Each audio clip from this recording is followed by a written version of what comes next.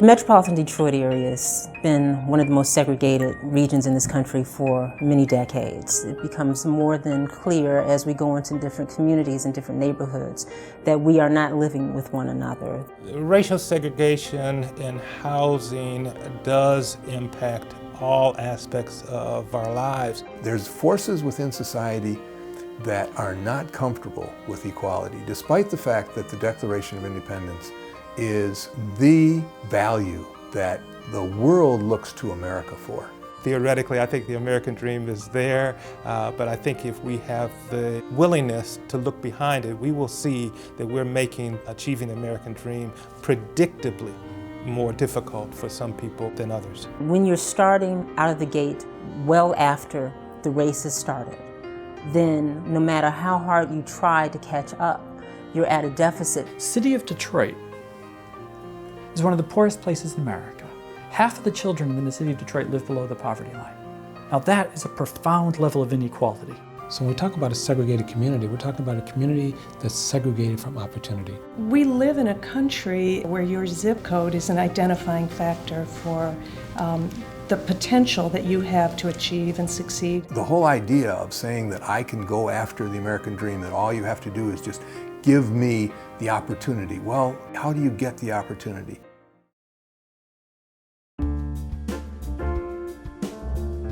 In the late 1910s and the early 1920s, all of a sudden there started to come into Detroit a massive migration of African Americans. 1910, Detroit had a black population of 5,700 people. By 1920, it had a black population of 40,000.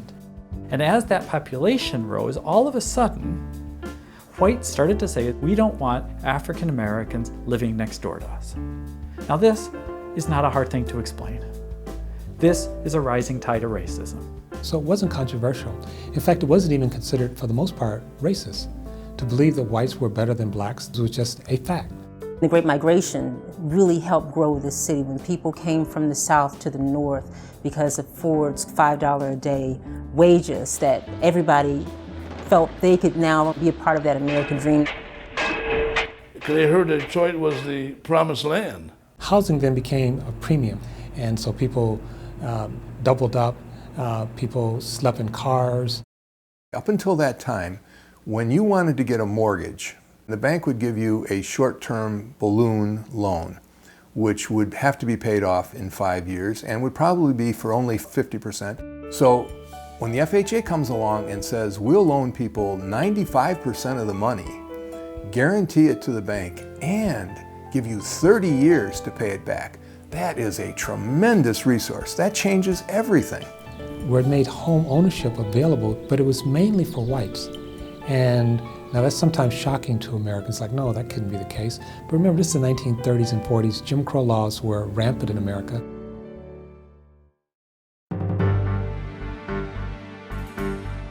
When the Federal Housing Administration was formed in 1934, their underwriting manual, which was their policy guide, indicated very clearly that our neighborhoods are to stay homogeneous, meaning that white neighborhoods stayed white, black neighborhoods stayed black. What the FHA did at the time was took a red marker and marked areas that they were willing to insure a mortgage loan. And this became known as redlining. And the government helped create maps and helped banks create an appraisal system. It encouraged banks and other lenders to not loan monies where blacks were present or where blacks and whites were present together. So here you have the real estate industry and the federal government working hand in hand to create the ghetto. The real estate industry worked to write racially restrictive covenants that said that the real estate, the home, the land, could only be sold to a white family if it was occupied by a white family. The home that my aunt and uncle live in had in their deed is indicated that no Negro shall live in that house.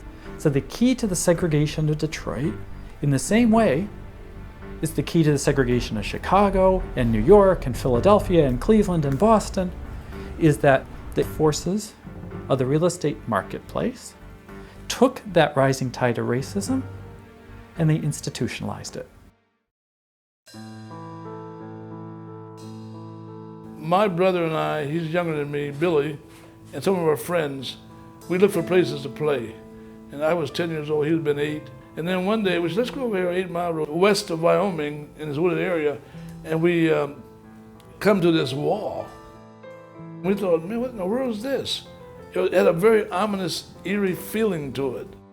Here in Detroit, there was a developer that wanted to build a development for whites, and they wanted to get FHA loans.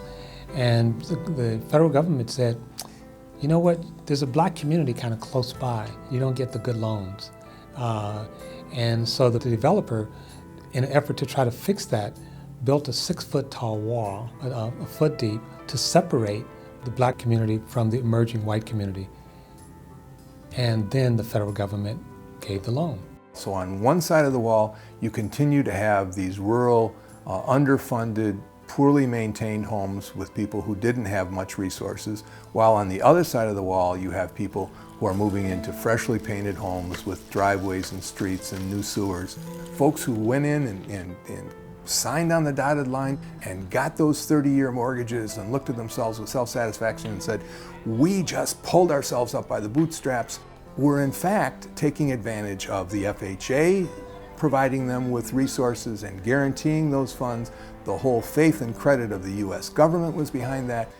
That makes a huge difference in a person's life, which side of that wall you end up on. But it's a symbolic wall, and it's an insultingly low wall in a certain way. The belief that that's all it took to separate the races and to maintain that separation. It is a very, very stark and ugly symbol of race discrimination, racial feelings, but also the dividing of resources within our communities. This wall was effective because it fit the pattern of people's minds. It fit the structures of how they thought public policy was supposed to be done. And it fit so well that no one even gave it a second thought. In 1941, again at the time that we're fighting Nazi Germany around its claim of white purity and white supremacy. We had our own kind of white purity and white supremacy.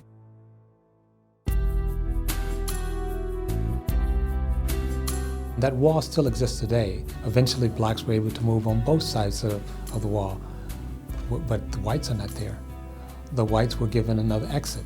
The wall no longer was separating people in the physical way, and then the wall had to move in a sense. And so people began to use the county line as the next barrier of separation.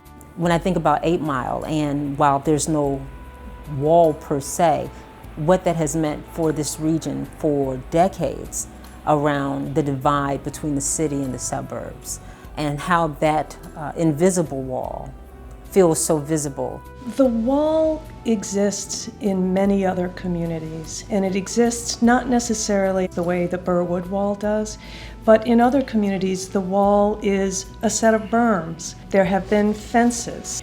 There's often a railroad track. That's a common thing that we talk about. Which side of the tracks do you live on? I have seen Detroit go demographically from a city that, as a young man, we probably had about 20% African American to currently it is probably closer to 85%. It's been hard to watch, only because you felt that the change to a great extent resulted from people fleeing.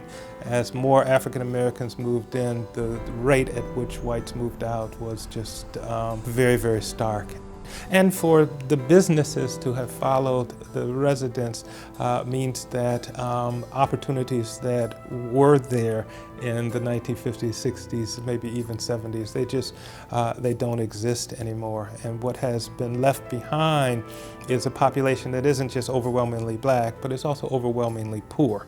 If you're stuck in a place where there aren't city services, where healthcare isn't as good, where the educational system isn't as good, then you're locking people into a poverty that they might not otherwise be locked into.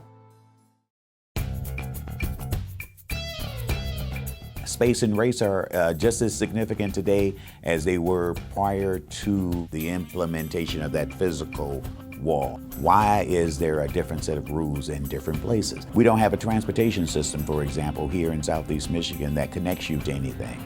You cannot get from downtown Detroit to the airport unless you have a car. and 40% of residents of the city of Detroit don't have a car. So how do you connect those people to opportunities? The big question you got to ask yourself is, so you create all this system, that's ancient history. It's all illegal, it's all been eliminated. So why do we still have segregation? Once you link together race and the marketplace, it's really, really hard to pull it apart. That's why you get white flight. That's why you get the maintenance of segregation. We can sort of see the sort of sins of the past and our mistakes of the past. It's harder to see what we're doing now. And what we're doing now is hiding in plain sight. Think about the recent housing crisis, the subprime loan that started really in the Black and Latino community and then spread throughout the country. Those communities have been starved for credit, starved for insurance, starved for new development for 30, 40 years. As more credit came into the world, it was directed to those communities, but it was at a higher price. And 50% of those loans should have been market rate loans. They should not have been subprime loans, which made them less affordable. And so the whole credit system itself has created a new wall. One response to this segregation is to respond through the legal system, the same system that supported it for so long. We have found through our investigations and work, mortgage companies, banks in particular, have been denying credit in a uniform way in the modern era today to qualified applicants. Every time this metaphorical wall is breached, the folks who have been taking advantage, the lion's share of those resources, find a new way to maintain that same system.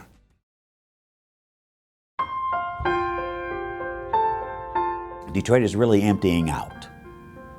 Here's a city that was designed for 2 million people. Now, I think today we've got about 715,000 people. You've got 60–70% of the African-American middle class now lives outside of the cities. And many of those folk are not likely to ever come back. So we've got to be creative in how we repopulate cities. Urban communities all around this country have to survive. I don't think that regions are nearly as strong and vibrant without urban centers. So diversity represents really a challenge and an opportunity. Well, to some people, the fact that half the children born in America are not white is scary. If it's not scary, what's the alternative story? Who are we and who will we be as a country? And so I think that part of the thing that's driving these issues is that we are actually talking about the American identity, the American soul. I think we've got to grow our capacity to talk about race and race disparity, and we've got to be driven by our commitment to a bigger ideal. The benefits of a diverse community, quite frankly, are just endless. When we get to know each other, when we have an opportunity to live in similar spaces, we have an opportunity to grow as individuals. We certainly have an opportunity to grow as a community. So I feel like this challenge of trying to address these issues is critical so that we can really become one United States. These changes don't come by ignoring them. They change because you break down the institutional barriers. You tear down those walls. And until we're able to tear those walls down so that we can connect to one another, we can never really fully be our very best. And we have the opportunity, we have the ability. We just have to have the heart, the soul, and the commitment to make that change.